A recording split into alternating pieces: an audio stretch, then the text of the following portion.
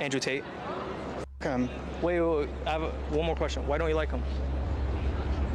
because he's a fucking asshole. Well, my question is, why don't you like him? Because he's a misogynistic asshole who Okay, define misogyny. trafficked women. He didn't, though. Do you know who Andrew Tate is? Yeah, Do you like him? no. Why? Because I just think he says a lot of misogynistic stuff. Do you know who Andrew Tate is? Yes, I do. Do you like him? No. Why? He's really misogynistic. Do you know who Andrew Tate is? Yes. Do you like him? Fuck no. Why? Because he fucking sucks. Okay, that's not a reason. Do you have a reason why you don't like him? He's a misogynist.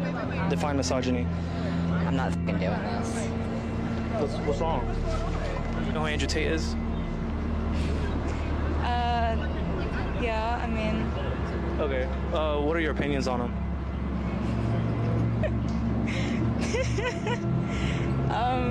Do you like him? no, Why? because he's a misogynist. Misogynists are disgusting whether they're in Afghanistan or a swanky London studio. Am I a misogynist? Am I don't think first thing she said I don't even truly believe. If you're prepared to listen to me, I'll explain to you exactly why she's completely and utterly wrong.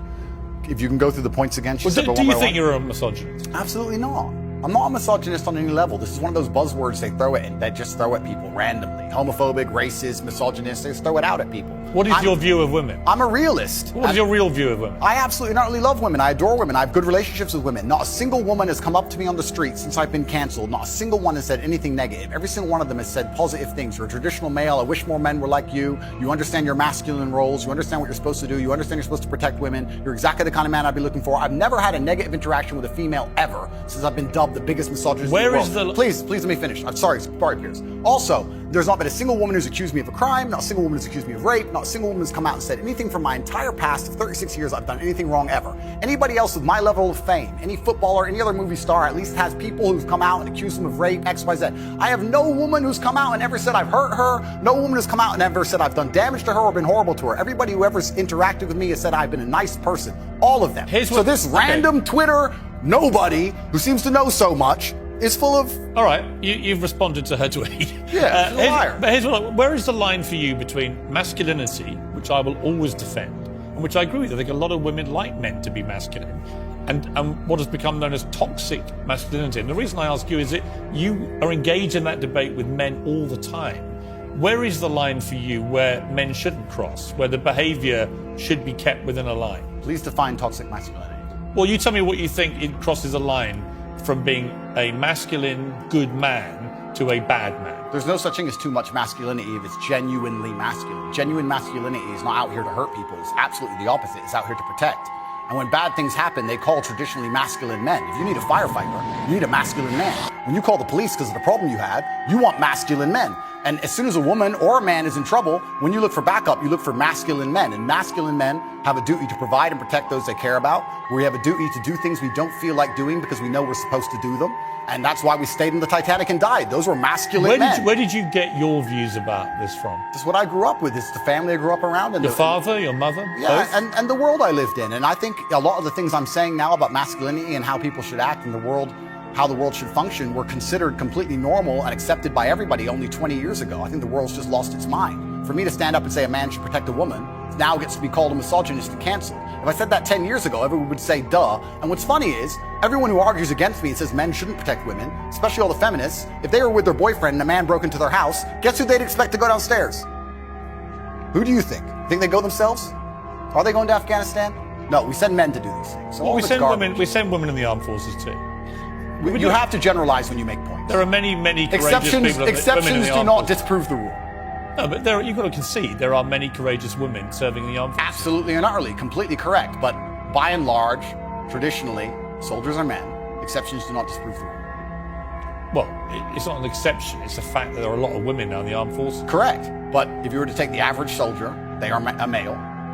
If you're allowed to say who's a male and who isn't nowadays, I'm assuming their gender, I apologize. If you were to take the average soldier, they're a male, which means that exceptions are the female soldiers, which because there's a lower percent of them, a lower probability. Exceptions do not disprove the rules. Men do the fighting. Right now in Ukraine, men cannot leave. Women are allowed to leave because men have to fight in the front line and women are allowed to go to Dubai. That is how it is. What do you say to young men who come to you for advice, who feel lost, who don't really know where they fit into society? I say that life as a man is exceptionally difficult. I say the most beautiful and the most terrifying thing about being a man is you're born without value. Society doesn't care about you. You're only going to be cared about based on how useful you are. You have the chance to build yourself up and become a superhero if you're prepared to do the hard work and be indefatigable enough to never quit. But if you're going to stand around and wait for a handout, nobody's going to ever respect you. And I think that a lot of people have forgotten about how difficult and how competitive it is as a man. We're always in constant competition with each other. And it's your duty as a man to stand up and say, I want to be as important and strong and good-hearted and God-fearing as possible, and I need to work hard to achieve those things.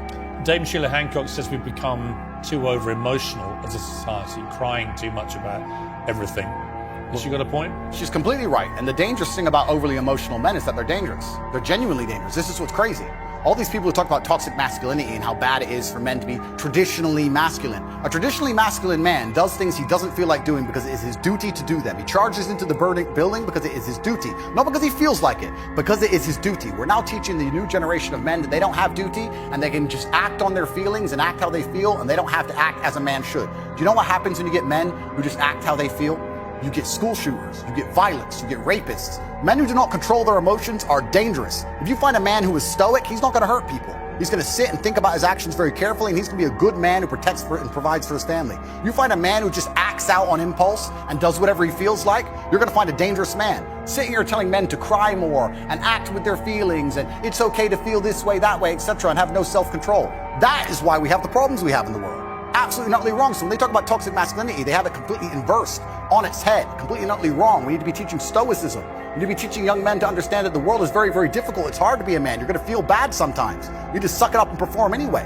Not just sit there and cry your eyes out or blame other people. Tough being a woman too in modern society. It's certainly tough being a woman, but I'm not a woman, so why would I speak on issues I do not understand? I'm a man. You can feel empathy for women. I feel empathy, certainly, but I do not understand their issues. See, a lot of men come up to me and they admire you. I've got to say, a lot of women I've spoken to don't admire. They think you represent misogyny. They think when they hear you not commit to saying the Taliban shouldn't be banning women from university education, well, why can't he just say that's wrong? Well, firstly, that's not my experience. I experience the absolute and utter opposite of that. Secondly, it's because it's a moral point I'm making. My moral point is that I speak on things I understand. I speak on experiences I've had. But you believe in equality? I speak, yes. I speak on, sure.